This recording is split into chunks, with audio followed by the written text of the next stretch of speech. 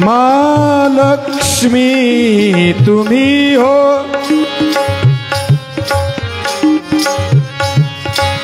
दुर्गे भवानी तुम हो, दुर्गे तुम्हारी जय हो, अम्बे तुम्हारी जय हो, दुर्गे तुम्हारी जय हो, अम्बे तुम्हारी जय हो।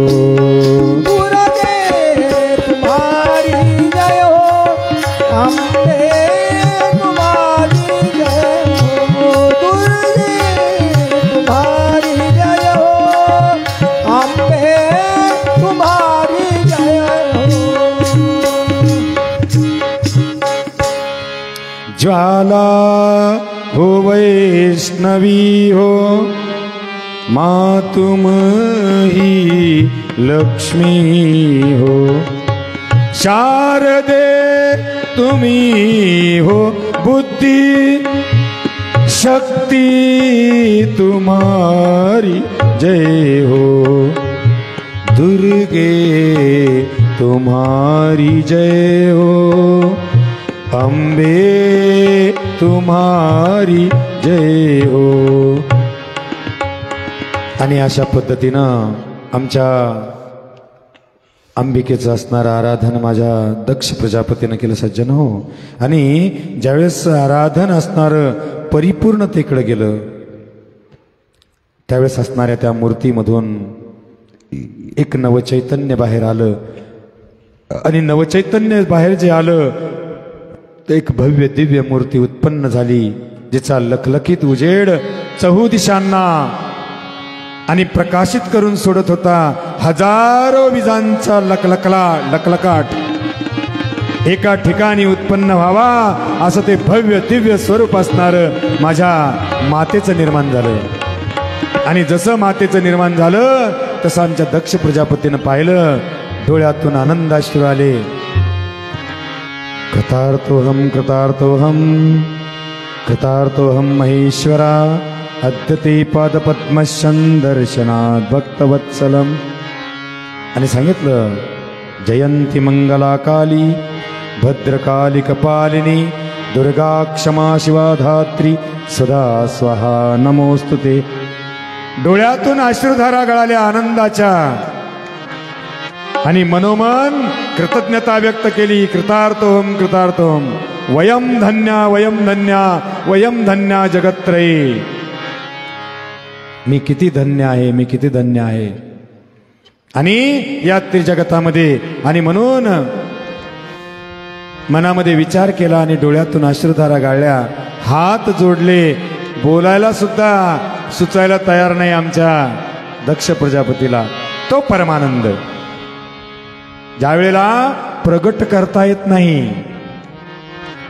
दिसतं कळतं समजतं पण प्रगट करता येत नाही, अशी जी सुसुप्त अवस्था आहे, सुसुप्तीत जीव होय शिवलीन, नसुनी स्मरण स्मृती असे।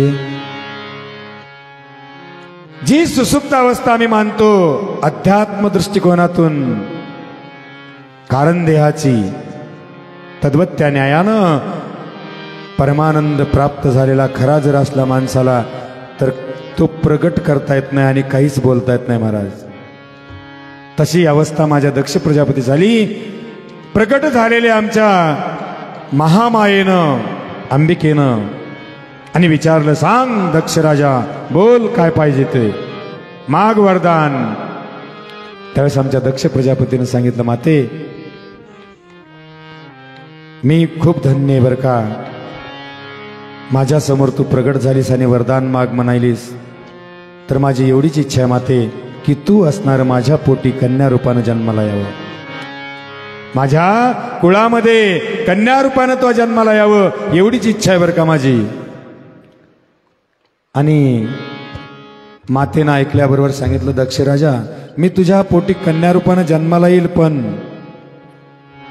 याने सांगितलं पण काय माते, अजून कोणता पण आहे, तिने सांगितलं, ज्या वेळेला तू माझा अपमान करशील त्यावेळेला तू माझा पिता होणार नाही आणि मी तुझी कन्या राहणार नाही. यानं सांगितलं, ठीक आहे माते, काय हरकत नाही, मला मान्य तुझी आठ. त्यावेळेस आमच्या अंबिकेनं तथास्तु तथास्तु तथास्तु म्हणून वरदान दिलं. जसं वरदान दिलं तसं त्या मृत्तिकेची जी मूर्ती केलेली होती त्या मृत्तिकेच्या मूर्तीमध्ये अंबिका असणारी अंतर्धान पावली. आणि आमचा दक्ष प्रजापती आनंदानं जल्लोष करू लागला. आनंदानं आपल्या पत्नीला जाऊन सांगितलं, अक्षिणी नावाची, विहिरणी नावाच्या पत्नी, विरहिणी आणि अक्षिणी, त्यांना जाऊन सांगितलं की बाबा रे, आशाला असं वरदान मिळालंय आपल्याला आणि एक कन्यारत्न उत्पन्न होणार आहे, मातेनं वरदान दिलंय. त्यावेळेस असणारी विरहिणी नावाची पत्नी आणि आनंदित झाली महाराज. इकडं अक्षिणी नावाच्या पत्नीला 10,000 मुलं झाले. किती? अक्षिणी नावाच्या पत्नीला 10,000 मुलं झाले. त्या 10,000 मुलांची आणि आमच्या नारदाची एक वेळेला भेट झाली आणि नारदाने त्यांना ब्रह्मज्ञान दिलं. आणि ब्रह्मज्ञान दिल्याच्या नंतर माणसाच्या मनात काम विकार उत्पन्न राहत नाही, ब्रह्मचर्य आणि नैष्टिक ब्रह्मचर्य उत्पन्न झालं त्यांच्यामध्ये. एक ब्रह्मज्ञान आणि ब्रह्माची प्राप्ती करणं हाच तो त्यांचा देह बनला आणि ते त्याच्यामध्ये मंत्रमुग्ध होऊन वेडे झाले. वेडा झालो, वेडा झालो, वेडा झालो, वेडियाचा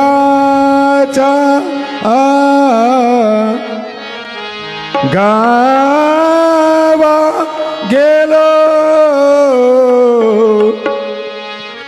वेडा झालो, वेडा झालो, वेडा झालो, वेडा झालो, वेडा झालो, वेडा झालो, वेडा झालो, वेडा झालो, वेडा झालो, वेडा झालो, झालो वेडा झालो, झालो वेडा झालो.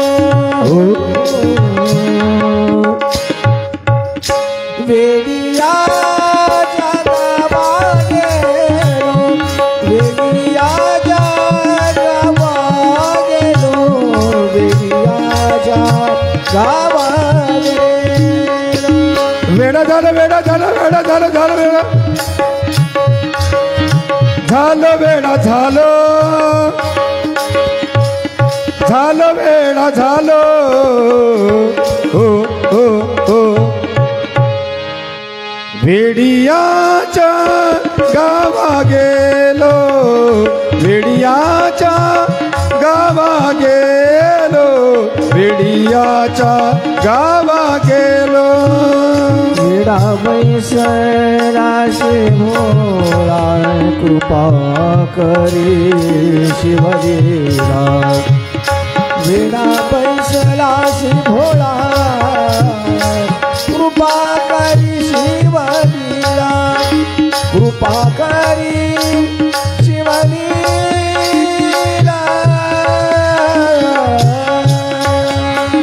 वेडा झालो, वेडा झालो, वेडा झालो, वेडा झालो,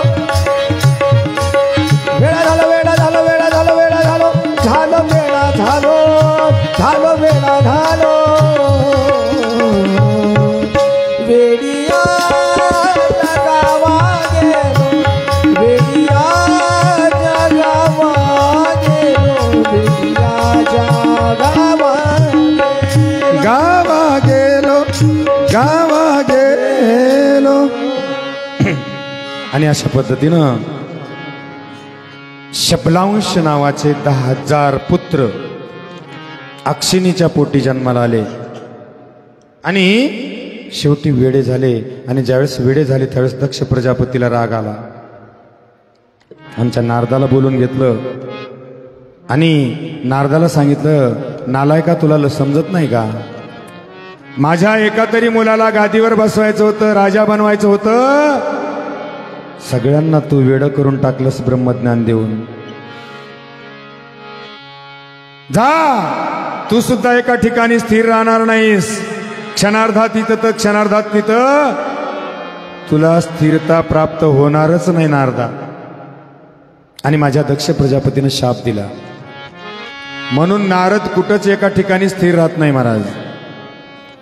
परत नारदानी आमच्या दक्ष प्रजापतीनं परत अक्षिणीच्या पोटी परत 10,000 पुत्र निर्माण केले. शुद्धांश त्यांचं नाव. त्यांना सुद्धा माझ्या नारदानं वेडपिस करून सोडलं ब्रह्मज्ञानामध्ये.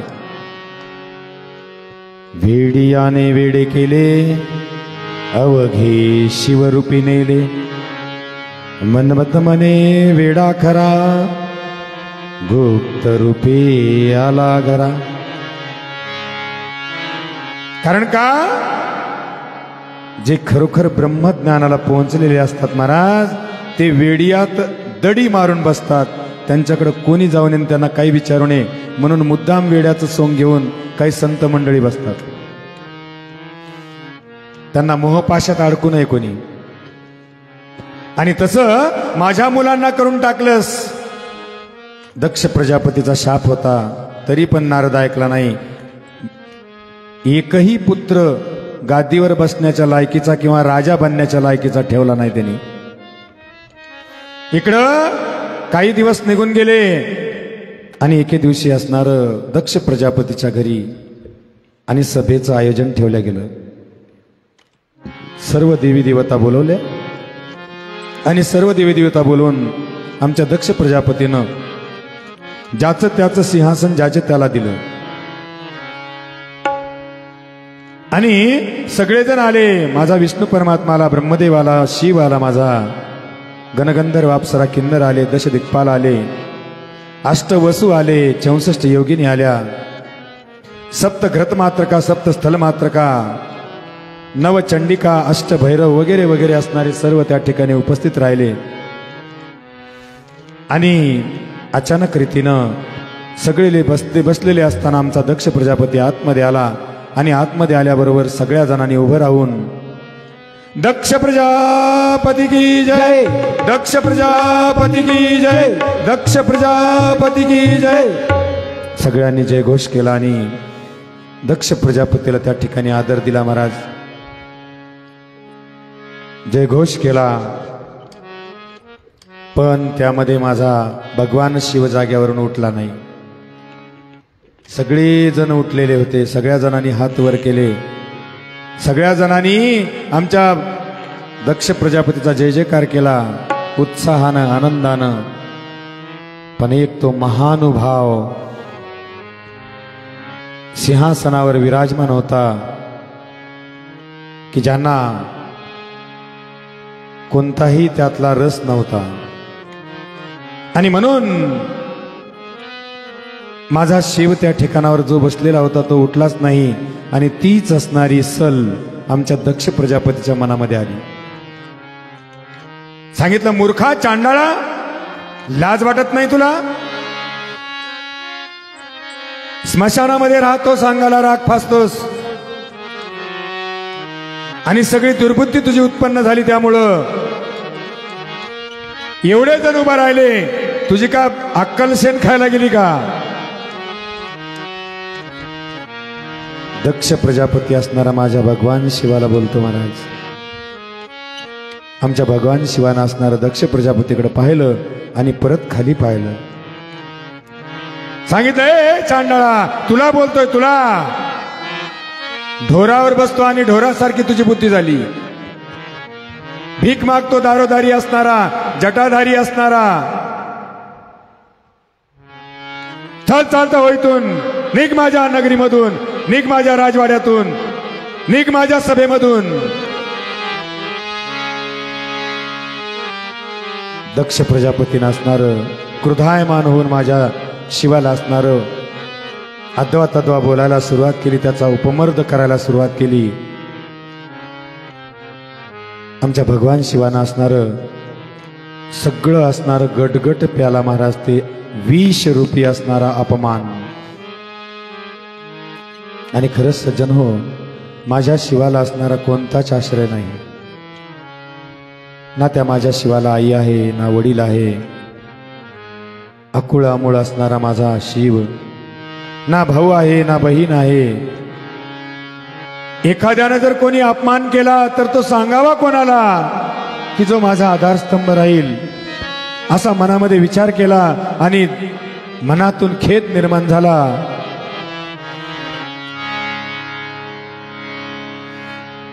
एकीकडे असणारा सासरा बोलायला लागलेला सज्जन हो, आणि एकीकडं जावाई असणारा खाली मान घालून आणि ऐकायला लागलेला आहे. मनाला वाटलं की एक वेळेला तिसरा डोळा उघडून याला भस्मसात करावं, पण लोभानं नाडलं ते बायकोकडून. माझ्या बायकोचा बाप आहे. गुपचूप बसला जावाई. परत आमच्या दक्ष प्रजापतीने सांगितलं, ए चांडाळा दुष्टा, तुला म्हणतोय, तुला चल उठ निघ बाहेर. होय, थांबू नको माझ्या नगरीमध्ये, थांबू नको माझ्या सभेमध्ये, तुला कोणताही अधिकार नाही, चल चालता हो. काय सांगा महाराज, जो अकोळ अमोळ असणारा माझा शिव आणि ब्रह्मांडामध्ये असणारा त्याचा अपमान एवढा कोणी करणार नव्हतं. सर्व सामर्थ्यवान देवांचाही देव असणारा माझा शिव आणि त्याचा अपमान एक असणाऱ्या सासरा रूपी दक्षानं केला. महाराज मनामध्ये विचार केला कि या दुष्टाच्या नादी का लागावं. जो ज्ञानी होते हैं वो दुर्लक्ष करते हैं. एक बार हुआ, 2 बार हुआ, पण आमच्या दक्ष प्रजापतीनं पुन्हा सांगितलं, आदिवाशा उठ निघ म्हणतो ना माझ्या नगरीतून, माझ्या सभेतून, चल चालता हो, थांबू नको इथं, थोबाड दाखवू नको. आणि याद राख, माझ्या पूजेमध्ये तुला पुन्हा स्थान दिले जाणार नाही. आजच तुझा मी बहिष्कार करतो. दक्ष प्रजापतीचं बोलणं ऐकलं महाराज, डोळ्यात पाणी आलं माझ्या शिवाच्या. तळपायाच्या मस्तकाला गेली, अंगावर रोमांच उभे राहिले, लाल जर्द डोळे झाले. पण एका त्या मोहानं असणारं आखडलं महाराज. आणि माझा शिव असणारा त्या ठिकाणावरून निघाला, उठला, ब्रह्मदेवाकडे पाहिलं, विष्णू परमात्माकडे पाहिलं. ज्यावेळेस दुःख प्राप्ती होते महाराज, त्यावेळेस मित्र सुद्धा जवळ येत नाही कोणी. माझ्या विष्णू परमात्मानं साथ दिली नाही, ब्रह्मदेवानं दिली नाही, कोणत्या इंद्रानं दिली नाही. माझा शिव एक एक एक एक असणारं पाऊल टाकत टाकत निघाला. मनामध्ये विचार केला, मी उगीच या ठिकाणी आलो. दक्ष प्रजापतीने सांगितलं, जाय पण पुन्हा थोबाड दाखवू नको.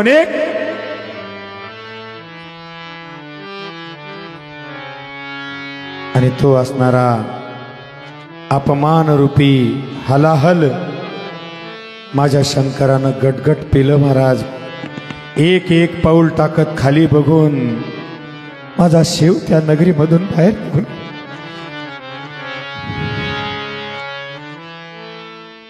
जो ब्रह्मांडाचा अधिपती आहे, जो ब्रह्मांडाला क्षणार्धामध्ये भस्म करण्याची ताकद त्याच्यामध्ये आहे, त्या असणाऱ्या ब्रह्मांडाच्या नियंत्याला एक स्त्री रूपानं मोहित केल्यामुळं नाडलं महाराज. हेच असणारं विष म्हणजे स्त्री आहे. आणि ते विष असणारं माझ्या शिवानं घटघट पिलं. एक एक पाऊल टाकत माझा शिव त्या नगरीमधून बाहेर निघाला. सभेमधून बाहेर निघून मनामध्ये उद्विग्नता निर्माण झाली की आता काय करावं. क्रोध तर पाखडता येत नाही, आणि म्हणून भगवान शिव असणारा आपल्या कैलासामध्ये गेला. पण या